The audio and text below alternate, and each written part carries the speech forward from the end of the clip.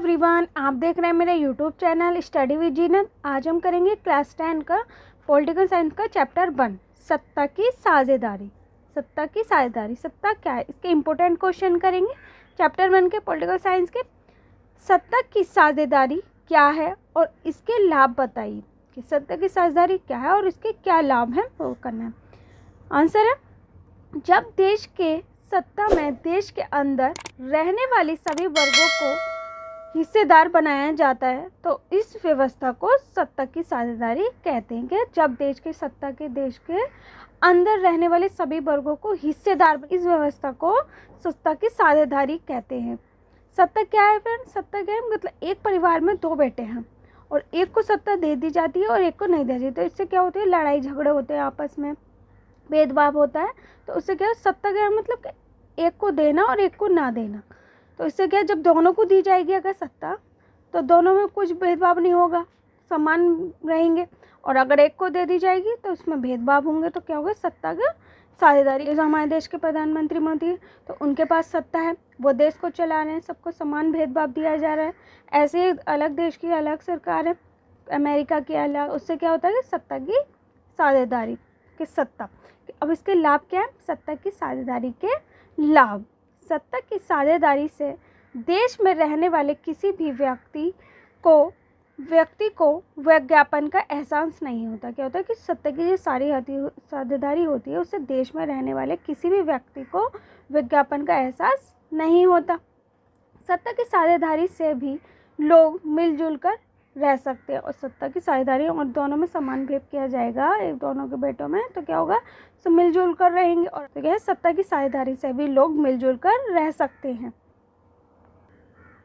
इससे कभी भी देश में गृहयुद्ध नहीं होगा और इससे क्या होगा कि देश में गृहयुद्ध नहीं होगा। उम्मीद है ये क्वेश्चन आपको समझ में आ गया होगा कि सत्ता की साझेदारी क्या है और उसके क्या लाभ है। अब करते हैं नेक्स्ट क्वेश्चन कि भारतीय संदर्भ में सत्ता की साझेदारी का एक उदाहरण देते हुए इसका एक युक्तिपरक एवं नैतिक कारण बताइए। क्या है, भारतीय संदर्भ में सत्ता की साझेदारी का एक उदाहरण देते हुए इसके युक्तिपरक और नैतिक परक का कारण बताइए। आंसर है, सत्ता की साझेदारी के लिए युक्तिपरक एवं नैतिक कारक निम्नलिखित है। सत्ता की साझेदारी के लिए युक्तिपरक और नैतिक परक कारक है, निम्नलिखित कारक है इसके। युक्तिपरक कारक, अब युक्तिपरक कारण क्या है कि युक्तिपरक कारण बहुत ही सोच विचार कर अपनाया जाता है। जो युक्तिपरक है वो बहुत ही सोच विचार कर अपनाया जाता है और इसमें लाभ हानि का विशेष ध्यान रखा जाता है। और इसमें क्या होता है कि लाभ हानि का विशेष ध्यान रखा जाता है। और सत्ता की साझेदारी से देश में रहने वाले किसी भी व्यक्ति को विज्ञापन का एहसास नहीं होता। अब जो भी सत्ता में रह रहा है, देश रहने वाले देश, किसी भी को भी विज्ञापन का एहसास नहीं होता। सत्ता की साझेदारी से देश में रहने वाले किसी भी व्यक्ति को विज्ञापन का एहसास नहीं होता और सत्ता की साझेदारी से सभी लोग मिलजुल कर रह सकते हैं। और सत्ता की साझेदारी से सभी लोग जो है मिलजुल कर रह सकते हैं और इससे कभी भी देश में गृहयुद्ध नहीं होगा और इससे जो है गृहयुद्ध कभी भी नहीं होगा और इसमें पक्षपात नहीं के बराबर होता है। और इसमें जो है पक्षपात नहीं होता, जो युक्तिपरक है उसमें जो है वो सोच विचार कर अपनाया जाता है युक्तिपरक, और इसमें लाभ हानि का भी विशेष ध्यान रखा जाता है। मतलब खूब ही सोच विचार कर युक्तिपरक को अपनाया जाता है और इसमें लाभ हानि का भी विशेष ध्यान रखा जाता है। और सत्ता की साझेदारी से देश में रहने वाले किसी भी व्यक्ति को विज्ञापन का एहसास भी नहीं होता और सत्ता की साझेदारी से सभी लोग मिलजुल कर रह सकते हैं और इससे कभी भी देश में गृहयुद्ध नहीं होगा और इसमें पक्षपात नहीं के बराबर होता है। अब देखते हैं नैतिक कारण।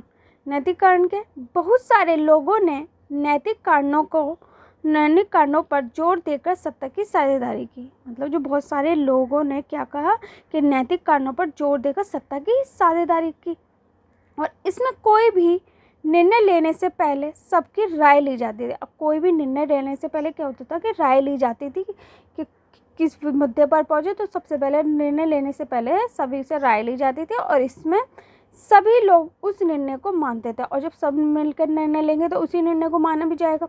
और अल्पसंख्यक लोगों को समान अधिकार दिया जाता है और इससे उनके मन में किसी भी प्रकार का गुस्सा नहीं रहता, और इससे जो है उनके मन में किसी भी प्रकार का गुस्सा नहीं होता। जब सबकी निर्णय लिया जाता है और सब मानते भी हैं उसे, तो क्या होगा, इसमें कोई भेदभाव भी नहीं होगा, ना ही गुस्सा होगा कि अल्पसंख्यक लोगों को समान अधिकार दिया जाता है। तो इससे उनके मन में किसी भी प्रकार का गुस्सा नहीं रहता।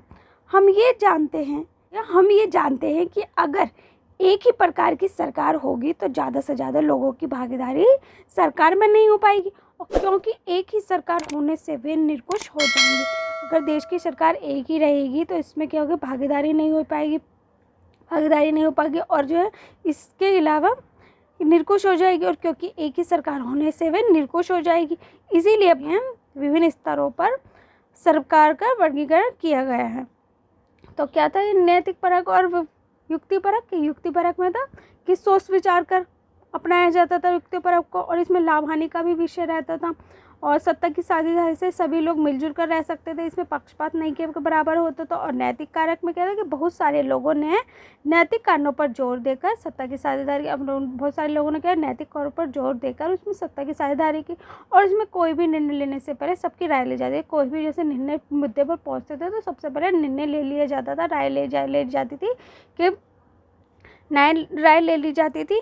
इसमें सभी लोग उस निर्णय पर मानते थे, और जब निर्णय लिए जाते थे तो इसमें सभी लोग उस निर्णय को मानते थे, और अल्पसंख्यक लोगों को समान अधिकार दिया जाता, और अल्पसंख्यक जो लोग थे उन्हें समान अधिकार दिया जाता था। उससे उनके मन में किसी भी प्रकार का गुस्सा नहीं रहता था, और इसमें से उनके मन में किसी भी प्रकार का गुस्सा नहीं रहता था। और अगर एक ही प्रकार की सरकार होगी तो ज़्यादा से ज़्यादा लोगों की भागीदारी सरकार में नहीं हुई, और विभिन्न स्तरों पर सरकार का वर्गीकरण किया गया है। तो उम्मीद है फ्रेंड्स ये भी क्वेश्चन आपको समझ में आ गया होगा कि भारतीय संदर्भ में सत्ता की साझेदारी का एक उदाहरण देते हुए इसका एक युक्तिपरक एवं नैतिक कारण बताइए। तो ये युक्तिपरक और नैतिक कारक पर हम उम्मीद है ये क्वेश्चन आपको समझ में आ गया होगा। इंपॉर्टेंट क्वेश्चन है, आ सकता है एग्जाम में, अच्छे से कर लेना। और नेक्स्ट क्वेश्चन करते हैं, बेल्जियम में सत्ता की साझेदारी की व्याख्या करें।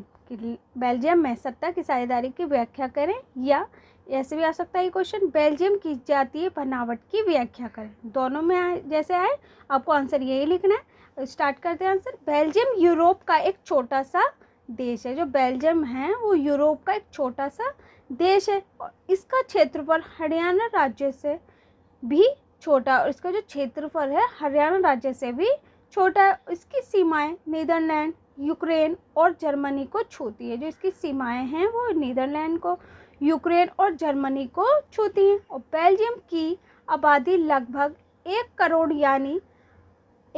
यानी हरियाणा की आबादी से करीब आधी है। जो बेल्जियम की आबादी है वो लगभग 1 करोड़ यानी हरियाणा की आबादी से करीब आधी है। और इस छोटे से देश की जातीय बनावट बहुत जटिल थी। इसकी जो बनावट थी वो बहुत ही जटिल थी, और देश की कुल आबादी का लगभग 59% हिस्सा फ्लेमिश इलाके में रहते थे, और जो इसका 59% हिस्सा था उसमें क्या फ्लेमिश इलाके में रहते थे और डच भाषा बोलते थे। और क्या कौन सी भाषा बोलते थे? डच भाषा बोलते थे। और बाकी 40 लोग वेलिनिया में रहते थे, और बारिश के 40% लोग वेलिनिया में रहते थे और फ्रेंच भाषा बोलते थे। शेष लोग जर्मन भाषा बोलते थे। कुल आबादी का लगभग 59% फ्लेमिश में रहता था, वो कौन सी भाषा बोलते थे? डच भाषा बोलते थे। और 40% लोग वेलिनिया में रहते थे, वो भाषा बोलते थे फ्रेंच भाषा बोलते थे। और शेष 1% लोग जर्मन भाषा, और सिर्फ 1% लोग ही जर्मन भाषा बोलते थे। बेल्जियम के जो यूरोप था, बेल्जियम यूरोप का एक छोटा सा देश है। जो बेल्जियम है वो यूरोप का छोटा सा देश है, और इसका क्षेत्रफल जो है हरियाणा राज्य से भी छोटा, और इसका क्षेत्रफल भी हरियाणा राज्य से भी छोटा। और इसकी जो सीमाएं हैं वो ये नीदरलैंड, यूक्रेन और जर्मनी को छूती है। और जो इसकी सीमाएं कहाँ तक छूती है? नीदरलैंड को, यूक्रेन को और जर्मनी को छूती है। और बेल्जियम की आबादी लगभग 1 करोड़ यानी हरियाणा की आबादी से करीब आधी है। और इसमें जो 59% लोग हैं वो जो फ्लेमिश इलाके में रहते हैं वो डच भाषा बोलते हैं, और जो वेलिनिया में रहते हैं वो फ्रेंच भाषा बोलते हैं, और शेष 1% लोग जर्मन भाषा बोलते हैं। और बेल्जियम की राजधानी ब्रुसेल्स की बनावट कुछ अलग ही थी। जो बेल्जियम की राजधानी कौन क्या थी? ब्रुसेल्स। और ब्रुलेस की बनावट कुछ अलग थी। वहाँ के लोग 80% लोग फ्रेंच भाषा बोलते थे, और जो 80% है ब्रुलेस में 80% लोग फ्रेंच भाषा बोलते थे और 20% लोग डच भाषा बोलते थे। बेल्जियम की राजधानी ब्रुलेस में 80% लोग तो फ्रेंच भाषा बोलते थे और 20% डच भाषा बोलते थे। बेल्जियम में फ्रेंच भाषा बोलने वाले लोगों की संख्या कम थी। बेल्जियम जो है में फ्रेंच भाषा बोलने वाले लोगों की संख्या कम थी तथा डच बोलने वाले लोगों की संख्या अधिक थी। फ्रेंच तो कम बोली जाती थी और डच अधिक बोली जाती थी बेल्जियम में। परंतु फ्रेंच भाषा बोलने वाले लोग धन और समृद्धि के मामले में डच भाषा बोलने वाले लोगों को से ताकतवर थे। जो फ्रेंच भाषा बोलने वाले लोग धन और समृद्धि के मामले में डच भाषा बोलने वाले लोगों से ताकतवर थे, और ऐसी भाषाई विविधता कई बार सांस्कृतिक और राजनीतिक झगड़े का कारण बन जाती थी। और ऐसी भाषाई विविधता क्या होती थी? सांस्कृतिक और राजनीतिक झगड़े का कारण बन जाती थी, जिससे कि बंटवारा हो सकता था। और जिससे क्या होता है, जो कारण बन जाती थी झगड़े का कारण, तो उससे बंटवारे का कारण भी बन जाता था।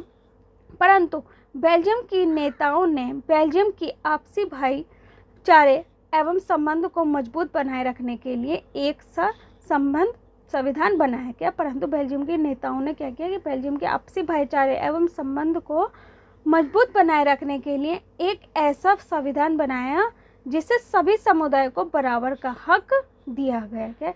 ऐसी भाषाई विविधता कई बार सांस्कृतिक और राजनीतिक झगड़े का कारण बन जाती थी, जिससे कि बंटवारा हो सकता था। कि बेल्जियम के नेताओं ने क्या किया कि आपसी भाईचारे का संबंध मजबूत बनाए रखने के लिए एक ऐसा संविधान बनाया कि जिससे सभी समुदाय को बराबर का हक दिया गया, जिससे किसी भी व्यक्ति को बेगानापन का एहसास ना हो, कि जिससे भी किसी भी व्यक्ति को, बेल्जियम के व्यक्ति को किसी भी प्रकार का बेगानापन एहसास ना हो, और सभी मिलजुल कर रहे, और सभी जो है मिलजुल कर रह सके, और सारा विश्व बेल्जियम के इस तरीके दाद देता है।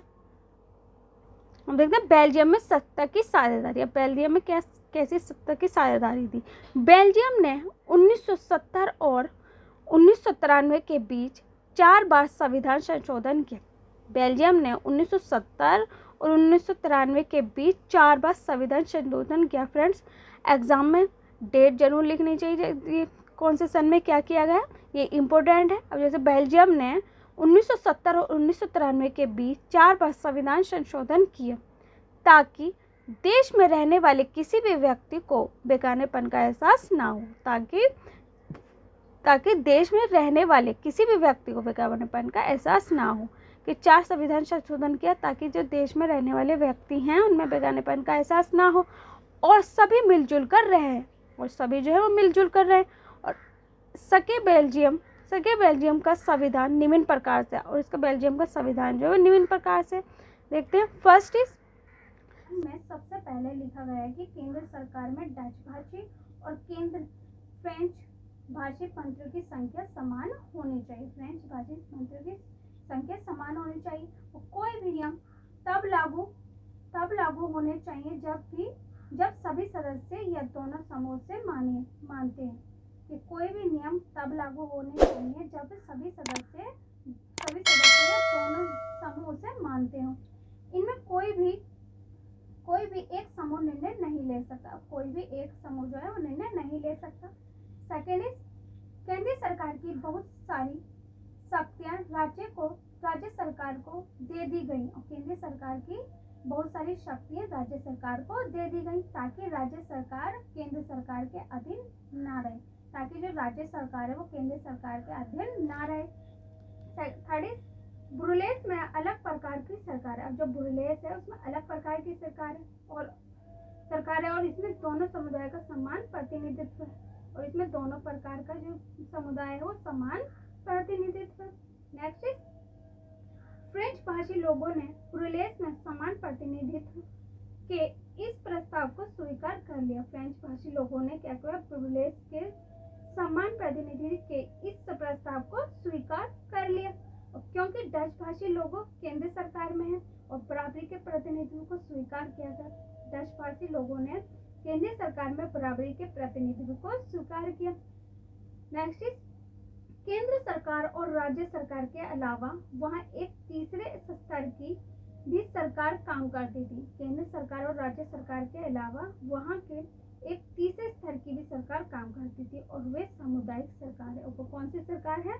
सामुदायिक सरकार। इस सरकार का चुनाव एक ही भाषा बोलने वाले समुदाय के लोग करते हैं। इस सरकार का चुनाव एक ही भाषा बोलने वाले समुदाय के लोग करते हैं। फ्रेंच, डच, जर्मन बोलने वाले समुदाय के लोग चाहे वे जहाँ भी रहते हैं, फ्रेंच, डच, जर्मन बोलने वाले समुदाय के लोग चाहे जहाँ भी रहते हैं, उसे सामुदायिक सरकार को चुनते हैं। उसे क्या? सामुदायिक सरकार चुनते हैं। इस सरकार को संस्कृति, शिक्षा और भाषा जैसे मुद्दों पर फैसला लेने का अधिकार है। इस सरकार को, सामुदायिक सरकार को, संस्कृति, शिक्षा और भाषा जैसे मुद्दों पर फैसला लेने का अधिकार है। बेल्जियम का ये मॉडल कुछ जटिल है और परंतु व्यवस्था बेहद सफल रही है। बेल्जियम का जो मॉडल है बहुत ही जटिल है और परंतु ये व्यवस्था बेहद सफल रही है और ये जो व्यवस्था है वो बहुत बेहद सफल रही है। और बेल्जियम की इस मॉडल से वहाँ गृहयुद्ध नहीं हुआ और बेल्जियम की इस मॉडल से वहाँ गृहयुद्ध नहीं हुआ। तो बेल्जियम भाषा के आधार पर दो टुकड़ों में बट गया और जो बेल्जियम था भाषा के आधार पर दो टुकड़ों में बट गया।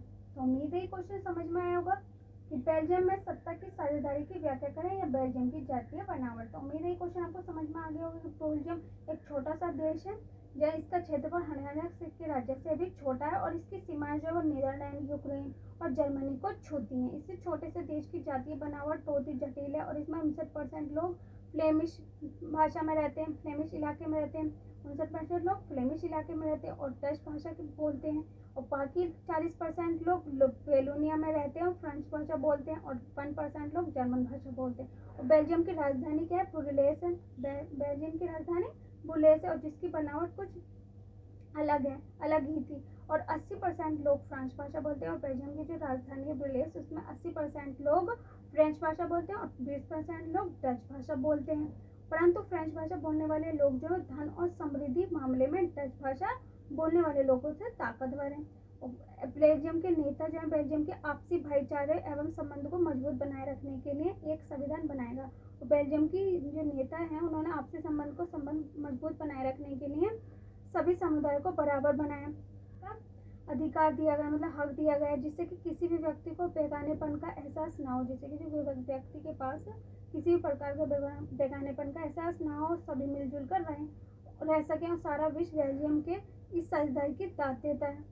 और बेल्जियम की साझेदारी क्या है? बेल्जियम में सत्ता की साझेदारी को क्या है? 1970 से 1993 में के बीच 4 बार संविधान संशोधन किया गया। 1970 से 1993 के बीच संविधान संशोधन किया गया ताकि देश में रहने वाले किसी भी व्यक्ति को बेगानेपन का एहसास ना हो और सब मिलजुल कर रहें। और बेल्जियम का संविधान में निम्न प्रकार से में सबसे पहले लिखा गया है कि केंद्र सरकार में डच भाषी और फ्रेंच भाषी मंत्रियों की संख्या समान होनी चाहिए और कोई भी नियम तब लागू होगा जब सभी सदस्य ये दोनों समूह उसे मानते हैं। कब लागू होगा? जब सभी सदस्य समूह उसे मानते हैं। केंद्र सरकार की बहुत सारी शक्तियां राज्य सरकार को दे दी गई हैं ताकि राज्य सरकार केंद्र सरकार के अधीन ना हो।